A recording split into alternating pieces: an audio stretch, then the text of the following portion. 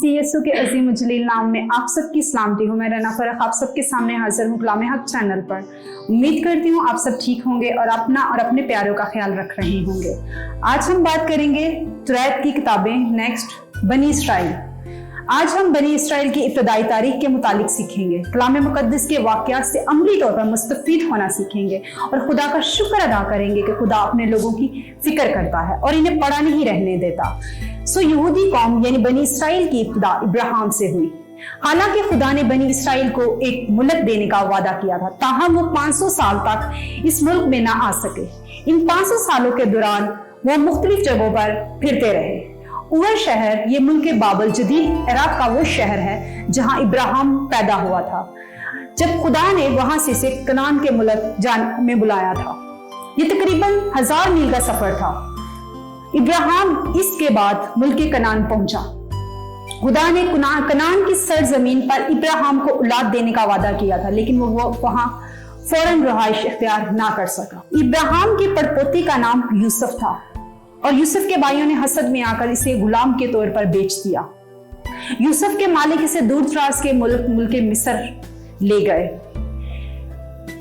इस सब में इन हालात यूसुफ को बहुत सारी मुश्किलात का सामना करना पड़ा, लेकिन खुदावन ने इसकी हिफाजत की और इसे मुल्क मिस्र के बादशाह का नायब बना दिया। कुछ अरसे के बाद जब कनान में काल पड़ा तो यूसुफ के भाई, वहां कुछ खाने को ना बचा तो यूसुफ के भाई मुल्क मिस्र आ गए।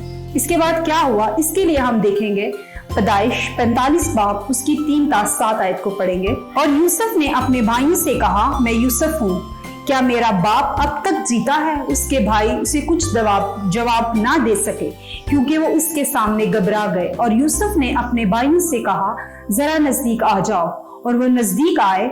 तब उसने उनसे कहा, मैं तुम्हारा भाई यूसुफ हूँ जिसको तुमने बेचकर मिस्र पहुंचवाया। इन आयात में हम देखते हैं कि यूसुफ ने अपने भाइयों के साथ बुरा सलूक नहीं किया, बल्कि इस सब के बावजूद उसने उनके साथ अच्छे सलूक से पेश आया।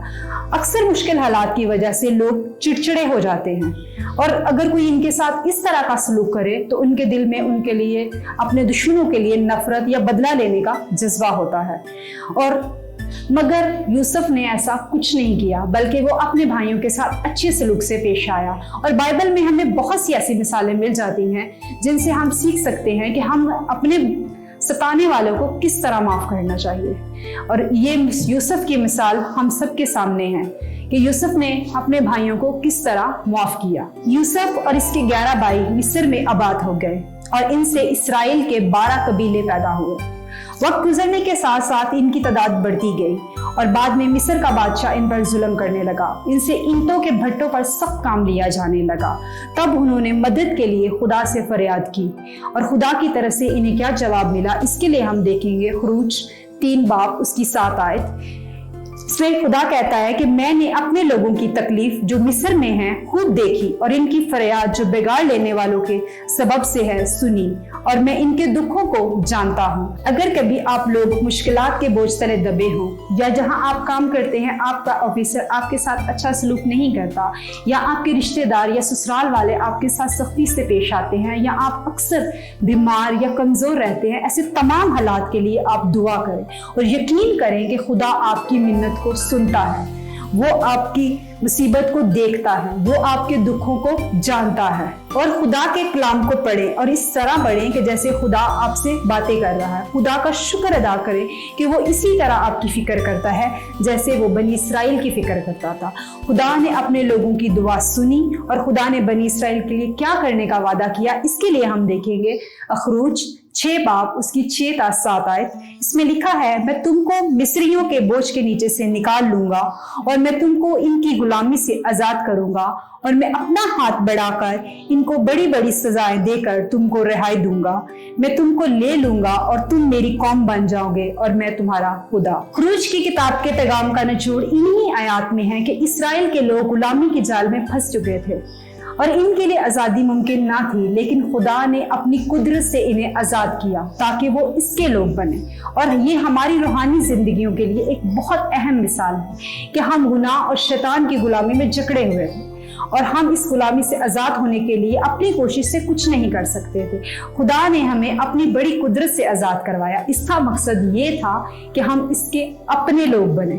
اپنے وعدے کے مطابق خدا نے موسیٰ کو مصر کے بادشاہ یعنی فرعون کے پاس بھیجا اور اسے حکم دیا کہ خدا کے لوگوں کو آزاد کروائے۔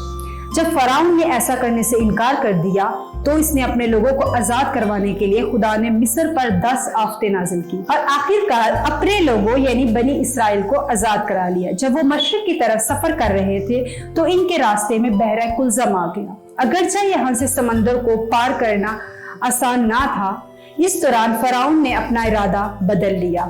اس نے فوج کو سینکڑوں رتھوں کے ساتھ اس نے بنی اسرائیل کا پیچھا کیا۔ بنی اسرائیل بیچ پہ پھنس چکے تھے، سامنے سمندر اور پیچھے مصری فوج۔ اس کے لیے ہم دیکھیں گے خروج اس کا 14 باب اس کی 13 تا 14 آیت۔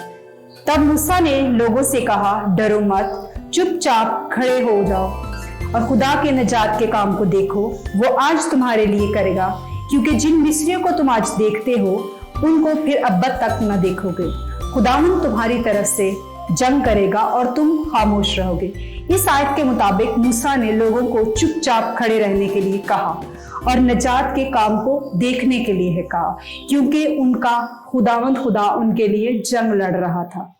ہمیں بھی اپنی ہر مشکل میں خداوند خدا سے دعا کرنی چاہیے، کیونکہ وہی ہماری ہر جنگ لڑے گا۔ یقیناً بنی اسرائیل کی تاریخ کا ایک بہت بڑا واقعہ تھا، وہ اس واقعے کو کبھی نہ بھول سکیں گے۔ اس واقعے کے متعلق ہم زبور گاتے بھی ہیں اور بائبل میں زبور کی کتاب زبور 106 اس کی 9 تا 10 آیت دیکھیں۔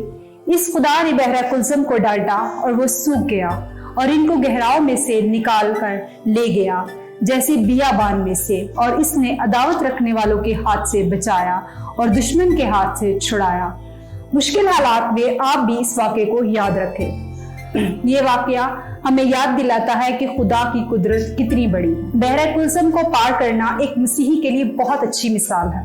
جس طرح خدا نے ایک بڑے معجزے کے ذریعے اپنے لوگوں کو مصر کی غلامی سے رہائی دلائی، اسی طرح مسیح نے صلیب کے ذریعے ہم لوگوں کو گناہ کی غلامی سے رہائی دلائی۔